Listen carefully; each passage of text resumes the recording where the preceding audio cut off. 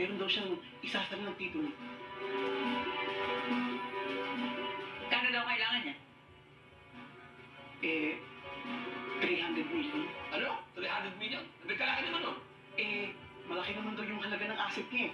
Ekta-ektarya ng lupa, worth 700 million.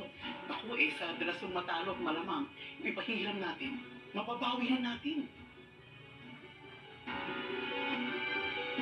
Mukhang malaking kikitain natin dyan, Conchita. Puntahan ko.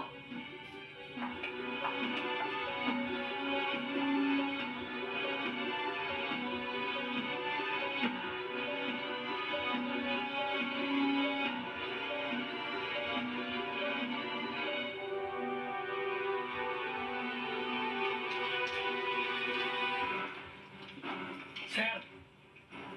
Sir, siya po ang boss ko. Divina,